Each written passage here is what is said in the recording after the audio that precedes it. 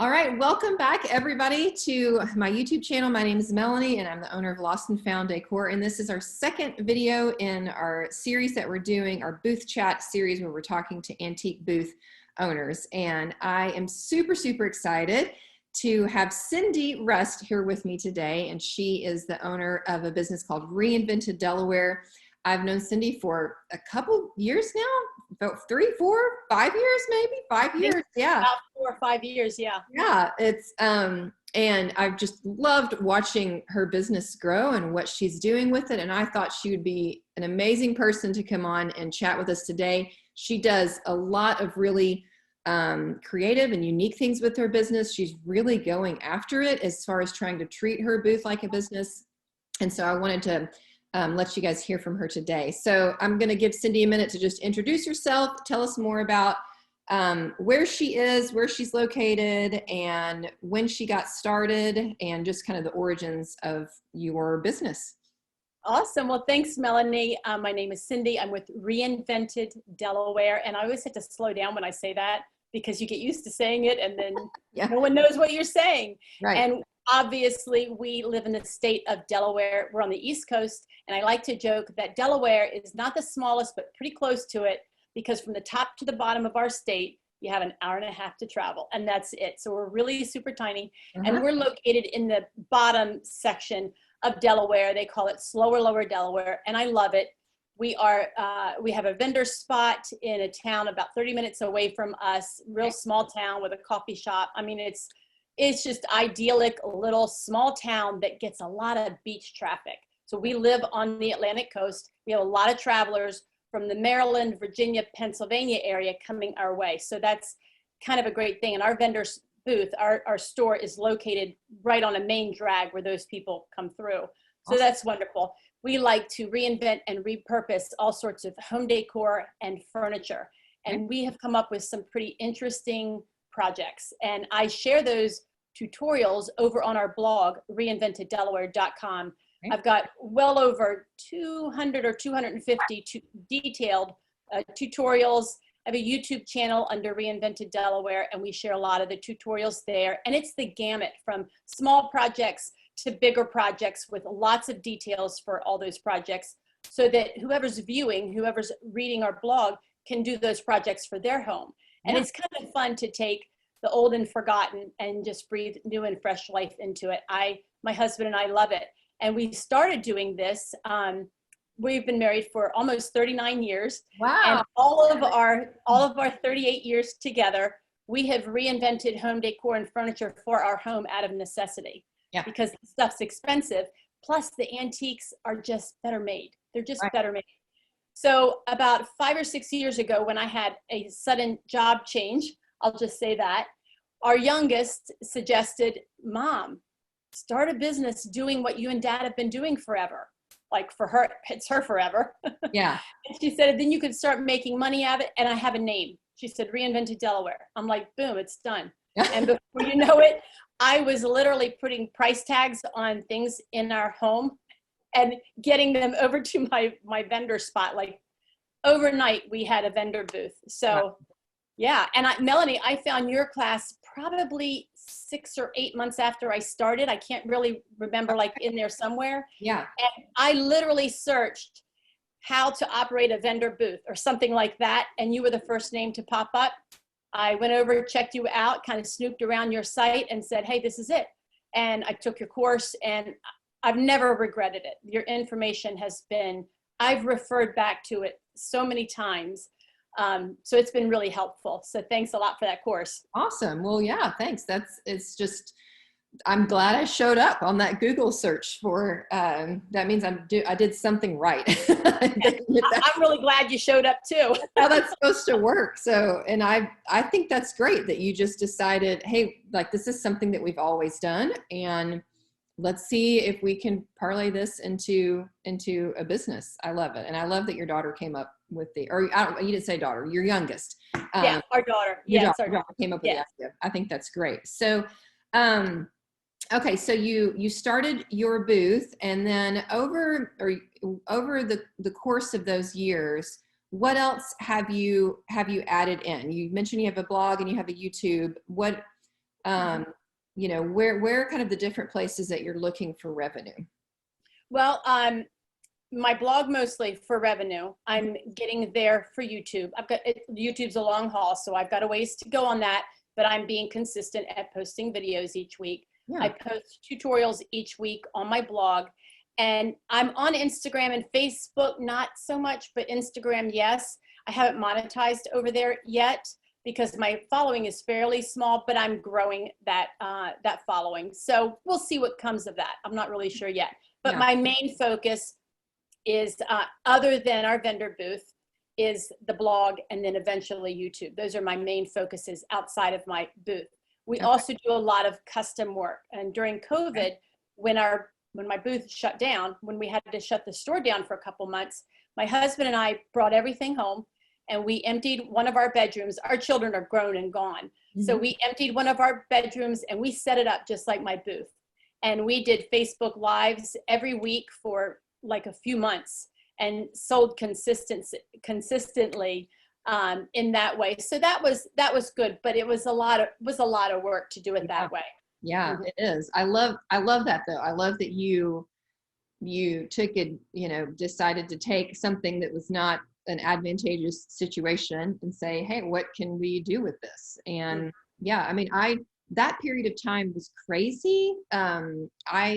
I closed my store for about 6 weeks. Down here where we live, it was never mandatory, but all of a sudden all three of my kids were home and I was doing this like weird homeschooling thing that I'd never done.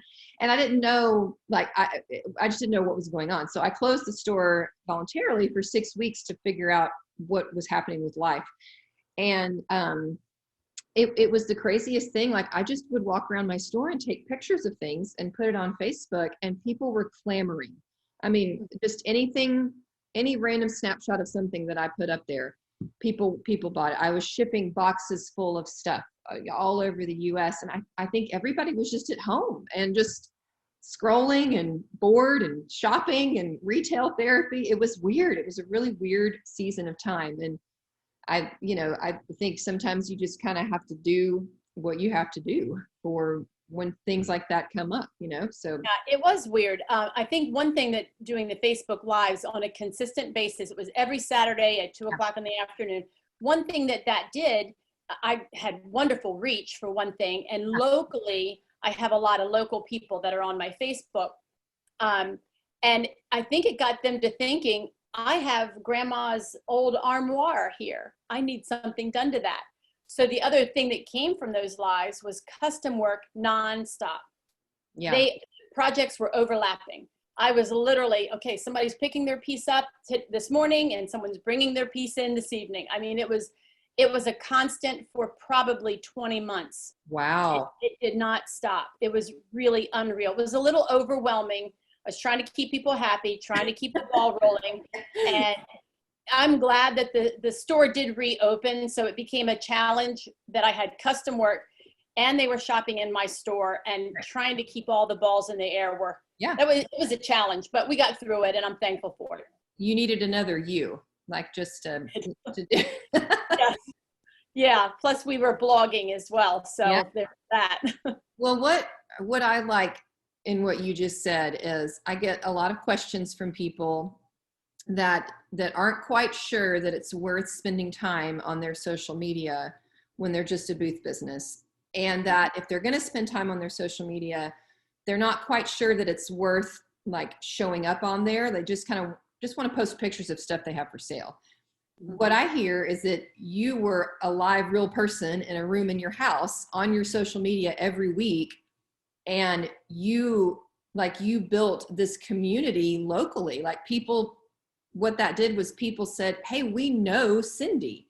Like they felt like they knew you and could reach out to you to take care of grandma's armoire. Like that's exactly how that works, is when you show up on your social media and you're a real life person, people are looking for real people on social media. And like I love how that played out maybe in a way that you weren't even expecting, but I think that's because you built relationships with people in your community through that. I agree. And it happened it's happened on Instagram the whole time that I've been on Instagram. The same thing has happened, that I've been doing stories out in my outdoor workshop. I'm in my indoor workshop now because it's 20 degrees and Cindy doesn't paint in 20-degree weather. Yeah. But, you know, under warmer temperatures, I'm not in my workshop. So when I'm holding my phone and I'm doing stories, I make sure to show my pile of unfinished projects.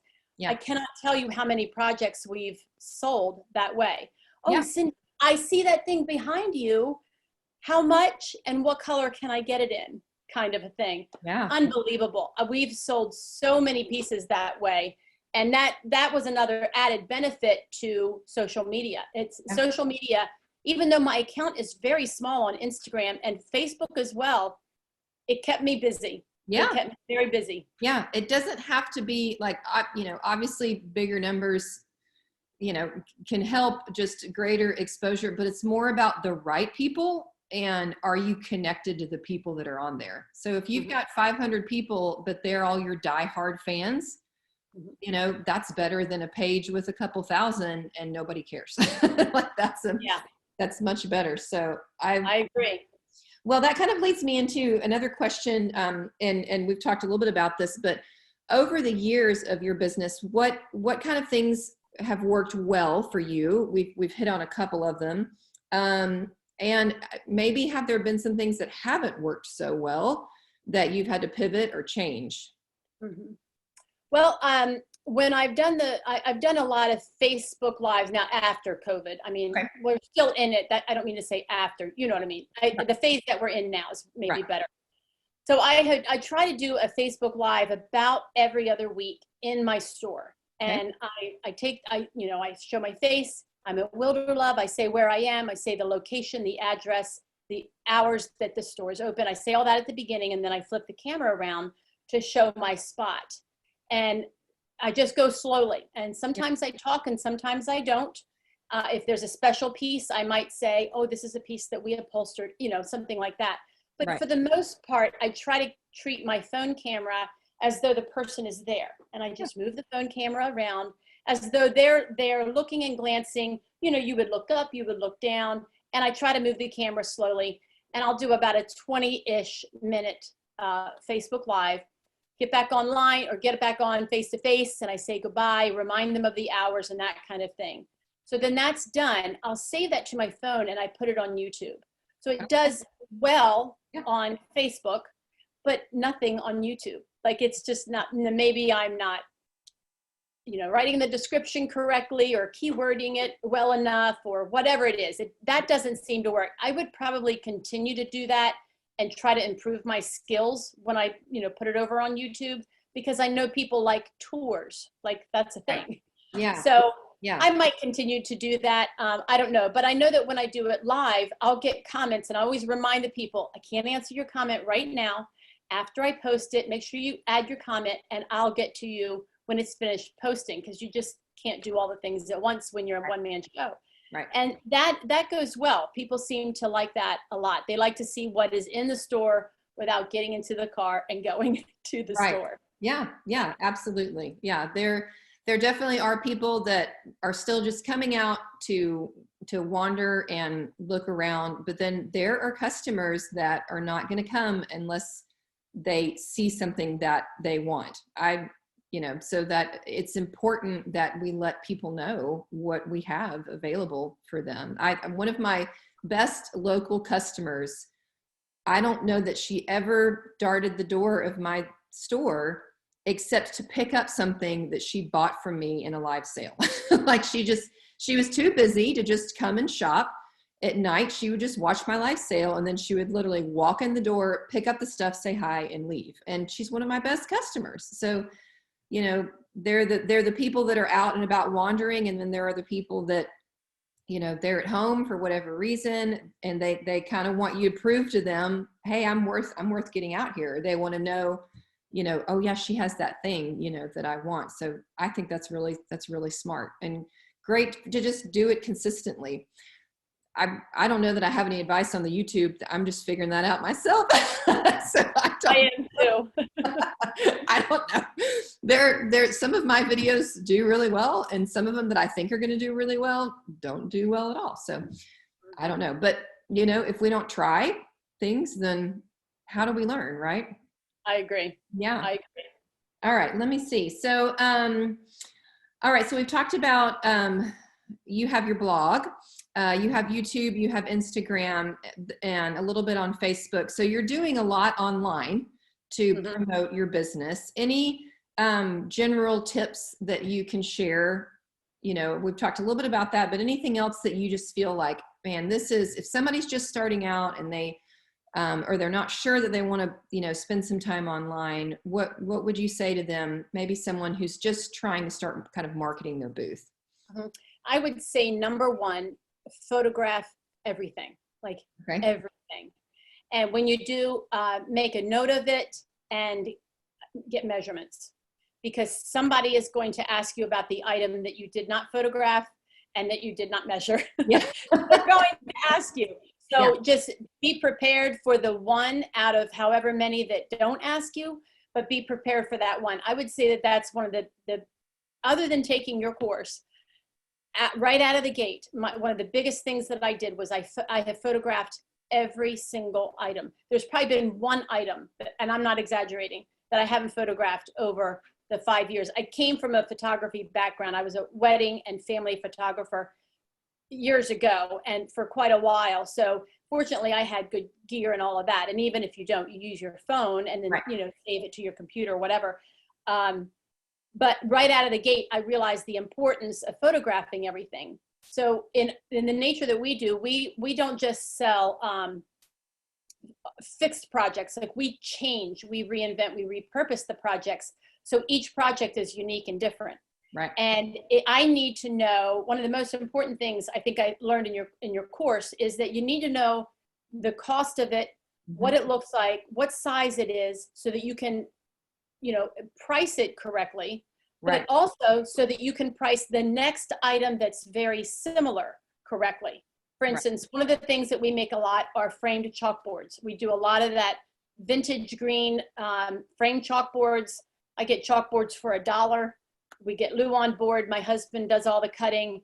I'll just do a whole bunch. Well, you know, you can get frames in a 8x10 size, and you can get really large frames as well. Right. So I keep a running record of sizes of that product, because that's a repeat item that we do over and over, so that I can know, oh, well, for this size, I charge this price. Right. Because the locals that love our chalkboards know what size they bought last time, and they know how much they spent. It's an interesting thing. So I try to gauge that and keep track of it. And even when I have had to increase my prices, I'm still kind of close. So it's not like one week they bought the item for $20 and the next week they had to pay $35, you know, for a very similar item. So I try to pay attention to that. So I would say, I think I got off of your question. That's okay. That's all right. My recommendation would be to photograph and get measurements of everything so that you can keep track of what you've already sold for your own benefit, but also for the benefit of your future self that will probably sell something similar. Yeah. Like I'm not able to manage in my mind all the inventory. My husband will say, oh, well, how much did we pay for that? I'm like, I have no clue. Yeah. If I don't have it written down, I don't know. So I keep a running track of all of that. I think I learned that in your class too. I keep a running track of all of that. And then also what it actually sold for. And even if I had to put it on sale, I do mark down, like on special occasions. We just had, you know, like a Christmas end of the year, let's move stuff out. So I'll even mark that down as a way of keeping track of it, because you can't keep it all in there. And as far as how that ties into social media, you've got your photos. Like at any time, you've got a photo to post, and you have to have a photo to post for Instagram for sure. Right. And it's just better on Facebook to have something to post. Right. Now I blog our tutorials. So I'm working on a washstand right now, and I have my camera set up off to the side. And as I'm working on the project, I'm photographing so that I have those images for the blog post, that I'll also use those images on social media, because I can say, here's the before and here's the after. Yeah. People love that. So my biggest tip would be photograph everything, like everything. I love that. I love that. And it sounds like you're working smarter, not harder. Like you're taking the time to do a couple things on the front end that are saving you a lot of time later on. So how do you keep track of your inventory? Are you just a pen and paper kind of gal? Like, I get a lot of questions about that, and there's lots of different ways to do it. I'm sure people are now wondering, well, how does she keep track of all of that? Well, and you know, I'm going to tell you, not to put a plug in for one of my YouTube videos, but I have a YouTube video on my bullet journal.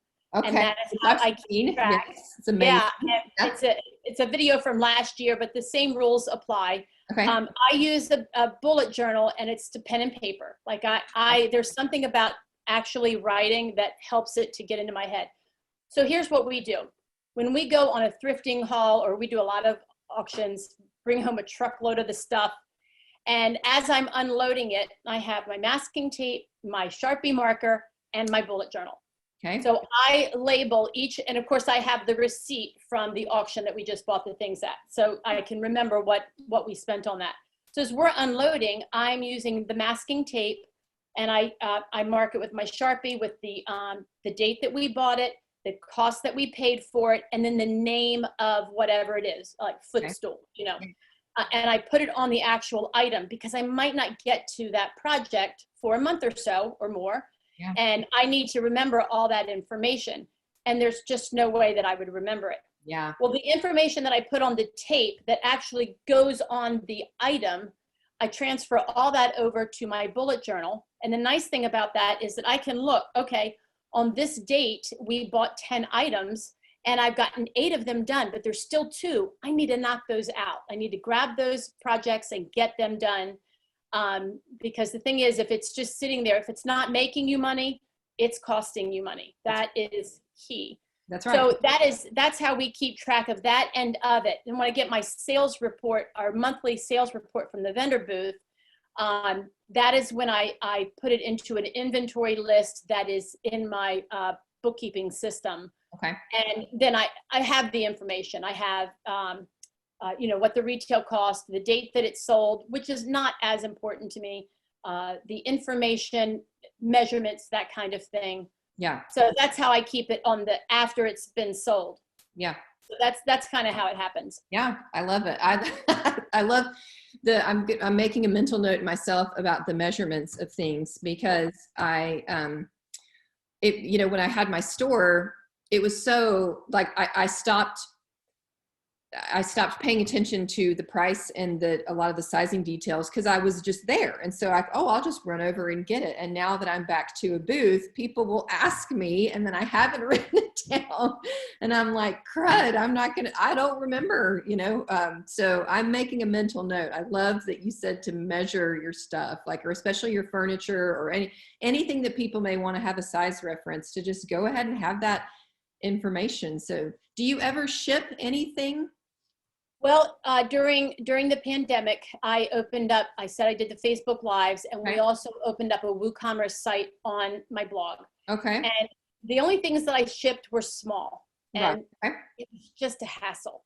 Okay. It was just a huge hassle, because I could never find the right box, and guesstimating the shipping and all of that. Oh my gosh.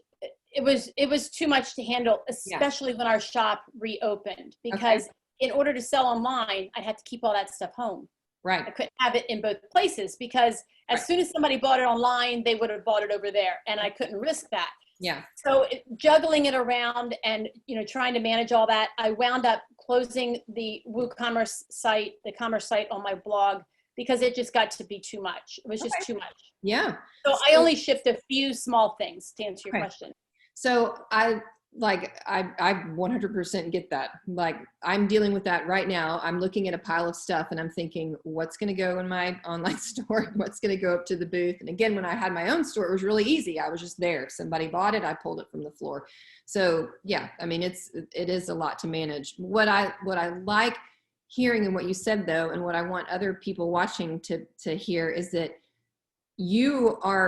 you're still doing a lot of work online, but it is producing local sales for you. Like, what you're selling is local, and yet you're still out there a lot promoting it. And so even if you don't ever want to sell or ship anything, there is still tremendous value in marketing yourself for local customers. Like, convinced that there are so many more customers out there locally that have not yet discovered our malls or our things. So, you know, for the person that is thinking, well, gosh, I don't need to do all that stuff that she does. She's probably selling and shipping online. Here, Cindy just said she's not. This is generating local business for you. So I think that's an important point to point out. And yeah, yeah. sorry. If you're a furniture painter or any kind of a repurposer or something like that, I think, and you're trying to sell locally, another really good thing to do on social media is to show them the process. Yeah. So I set my phone camera up and I'll just do a little speed video, and people love it. And at the end, they're like, have you delivered it yet? Is it over there yet? I mean, they want the piece. Yeah. And they like to watch the piece be transformed and know that they can go to my store and buy it. Yeah. I mean, it's really unbelievable, the DMs that I've gotten. I was in your shop. I saw that piece that you did and you showed it on your blog or you showed it on Instagram and I went and bought it. Yes. And it blows my mind, but it's working. Yeah. And and I think we talk about this in the course a little bit, that there is something about, you know, when you can get your stuff online, like it gives your items a little bit of a fame factor. Like people are excited and they attach themselves to the story and they attach themselves to, I saw it on her. It just gives it a little extra twinkle, you know, that they're excited about it. So I get that 100%. Yeah. So a couple just more questions to wrap up. If there was, when you started this journey, was there anything that, you know, now you're several years into it, that looking back on it, you say, wow, I wish I would have really known this at the start before I got into this? Yeah. I would have to say the biggest mistake that I made, and it wasn't a mistake because that's how we learn. We learn by mistakes, and that's a good thing. So I don't regret it. I won't say that. Okay. Yeah. When I felt like it was time for me to go to, well, here, let me back up. I'm getting ahead of myself. I was in my own spot. We'd made the spot larger because we had more inventory, more demand. People were coming to the store to see our spot. So there was that. And we were like, okay, if they're doing it in that town, they're going to do it in this other town. Okay. So this other town, I had to be on a waiting list again. I think I was on the waiting list for about 1.5 years, just chomping at the bit, thinking this is the town where it's just going to all happen right here, because it was a tourist town and all that. So they called after 1.5 years of waiting. We have a spot. Are you interested? I see the spot. Yes, move in. And it was a flop, which was so interesting because it was the spot. There are so many tourists that come to this town, and tourists typically spend money. Like, that's just how it is. You're on vacation, you spend money. It's a place where there are vacation homes at the beach. I thought for sure, this is it, and nothing. So after about 9 months, I mean, not some things sold, don't get me wrong, right. But after about 9 months of trying to juggle both stores opposite directions of each other by 30 minutes each, right, and run my blog, and we were still doing custom work at the time, it was just too much. So I regret that. I don't regret, but I shouldn't have gone into that other store. I'm saying I shouldn't have, like it was a mistake. We learn by mistakes, but you know what I'm saying? Yeah. I thought that it was going to be it. And it might have been in another circumstance. It just wasn't in this circumstance. And now we're back to just one spot, and I've downsized even where I am so that I can focus more on my blog. Yeah. So I would say the regret that I is biting off more than I could chew. I thought I could handle all of that. And you might be able to for a short period of time, but it's not sustainable. Yeah. So I wish I would have put some more thought into that. And I learned a lesson. So it was valuable for that reason. Yeah. Yeah. More isn't always better.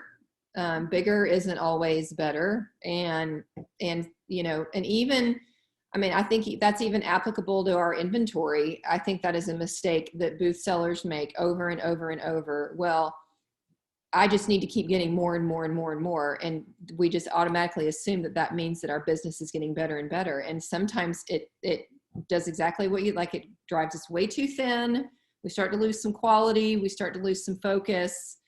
And, you know, sometimes more is better, but it's just not always necessarily. And, you know, so that's really interesting. And I like your perspective on it, that, you know, it was a learning experience. And I think I posted on the Booth Seller Bootcamp Instagram account at the end of the year, just a little quote that said, it's not failure to quit doing what isn't working anymore. Like, sometimes things just don't work. and that doesn't mean that you're a failure or that you did it wrong. It's just like, for whatever reason, that thing, it just didn't work. You know, I had a space that didn't work one time, and I was there and I left it.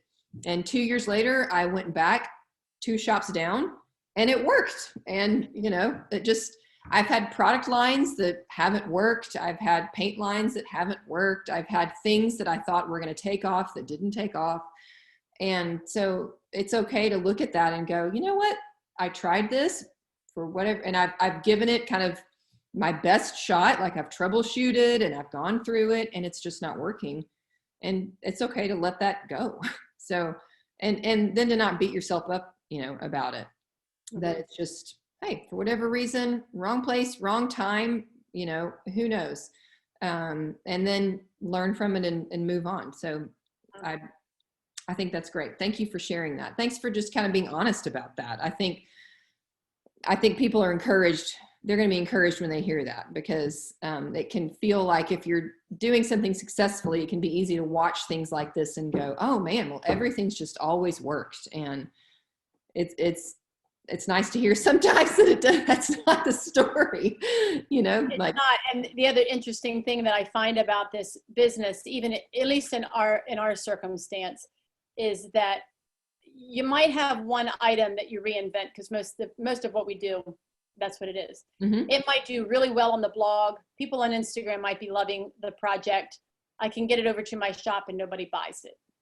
It's like, that's the strangest thing. How can so many people love it and then nobody buys it? So either the right person just didn't see it that wanted it, or we've also kind of made some duplicates. They're similar, they're not exactly.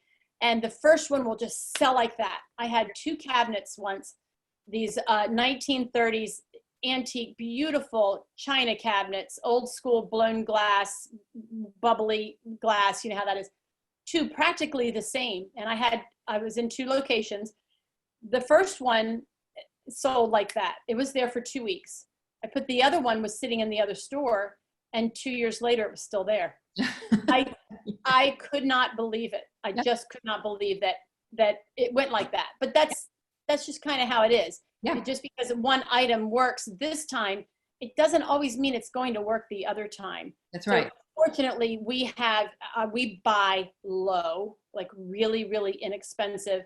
And we work for that. Don't get me wrong. It costs us in time, but we're not out of pocket. Yeah. Just different customer base, different season. I mean, there's so many things that can, I went through a season where I was selling mirrors like I couldn't believe it. And so I stocked up and bought them. And then all of a sudden the mirror market fell off the cliff. Nobody wanted any more mirrors. I'm like, oh, okay. That's how that works. So, all right, to wrap up, best tip that you could offer somebody that's watching this, that maybe they've just kind of been doing a booth. They're just kind of having fun.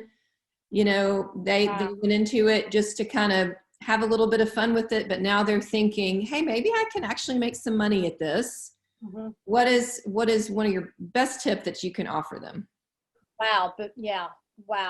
Or I mean, outside of photography, I would say photograph everything. And I think I already said that, but that to me is really, really, really important. Okay. I just mentioned it now, buy as low as you can. Yeah. And if at all possible, don't go into debt. Like we pay, everything I have is paid outright. If it fell out of the bottom tomorrow, we owe nothing. I would just have to get it to the auction and get rid of it. There's no debt on anything. And one thing that has done for us, so we have followed the Dave Ramsey plan for a million years. Love Dave. So that's, yeah, so that's kind of in my head. Yeah. In fact, Christy Wright has a business boutique book that she sold. And I went through that book, and it was very helpful to know how to pay myself and all of that. It was a really helpful thing. Yeah.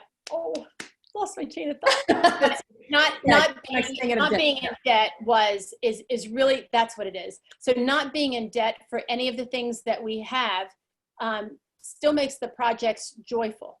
Like if I knew that I still owed money for that thing right there, I've got to paint it and get it sold in order for, you know, of course I want to turn a profit, but at least I don't owe on it. You know, it's not on a credit card somewhere. Right. And when you owe money like that, it takes the debt. And I guess as far as money is concerned, it's kind of, I was a bookkeeper for a long time, so it's kind of in my mind. Golly day, I keep losing my train of thought, Melanie. What's going on with me? That's all right. Yeah, I'm blaming the end of 50s. That's what I'm going to blame. I'm at the end of my 50s. So you were talking about bookkeeping. Yeah, bookkeeping, and oh my goodness, it totally lost my mind there. I'm sorry. No, that's all right. I mean, I 100% agree. Like I did not, I have no debt in my business, and I started my business with like $200 that I saved and have grown it from there. And you're exactly right. Like if I wanted to quit this tomorrow, I don't owe anybody anything, and I just sell off what I have, and it does. It takes a lot of pressure and relief off. So did it come to you? It did. It came to me. Sure. And along with the money line, I would say pocket a little bit of savings for your business. Okay. For the investment. So we have a nice little fund that if I couldn't make rent one month, at least I have that to fall onto. And that has just gives you a sigh of relief that you don't have to take money out of your personal budget. Yeah. So that's a really big thing too. But that's what it was that I wanted to remember. I'm so glad you went on and talked, because it helped. Yes, it's usually in there. If you're anything like me, it comes back out, or would have later today. Oh, that's what I wanted to say. So yeah, well, if you guys are watching this, like hear what Cindy said, you can't do any of that if you're not paying attention to your numbers.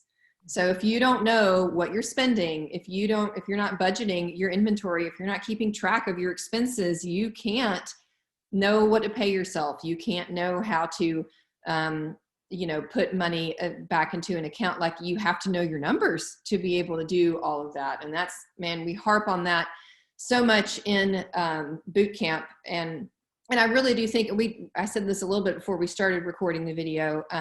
Like you obviously have a lot of skills that you brought to the table with your business, and skills that I didn't have. Like I have no bookkeeping training whatsoever. I like repel numbers. I don't do well with numbers at all. And I had to learn what it meant to like understand my profit margin and to understand my inventory turn and all these things I had no experience with at all. And that I think like one of the reasons why we do these videos, one of the reasons why I talk about this stuff on YouTube and why we do boot camp is because I'm convinced that most of the people in this industry have the creative talents. They just need the business skills. Like that's what so many of us are missing.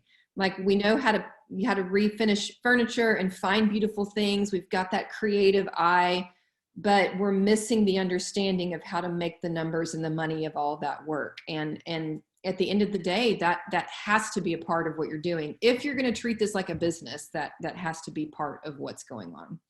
Right. And I think you might have been the one to say it, that if your business isn't making money, then you're going to be out of business.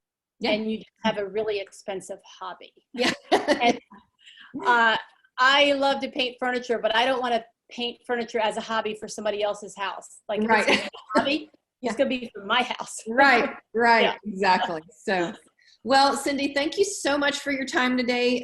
Remind us again where everybody can find you, and then I'll make sure to have those links down in the description of the video too. I really appreciate that. We're reinventeddelaware.com. That's my blog where I have well over 200 tutorials. Okay. And Reinvented Delaware here on YouTube with lots of tutorials and more to come. Okay. If you want a good chuckle, go look at my first couple of videos. We're on Instagram at Reinvented Delaware, and we're on Facebook at Reinvented Delaware. So those are the places that I can swing, and I'm not sure I'm going to swing any more than that. And you don't have a TikTok channel in your future, Cindy? You're not going to be dancing? No.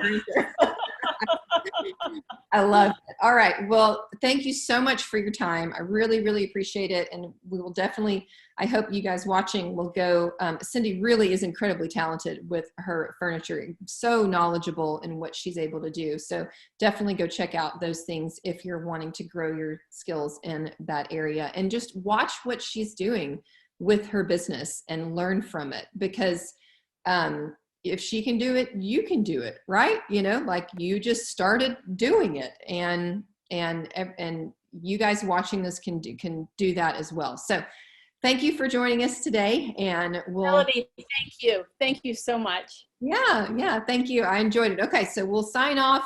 If you guys are not Lost and Found subscribers to our channel, then please do join us. I hope to do more of these videos soon. Again, you can always hop in to my Booth Seller Bootcamp online course. I'll make sure to link that. Also, it is a 4-week course. If you're wanting to take your booth from hobby to business, then we go through that in this boot camp, and I'll give you the place where you can go and find more information about that. So I'll see you guys again in a couple weeks. Everybody have a great day.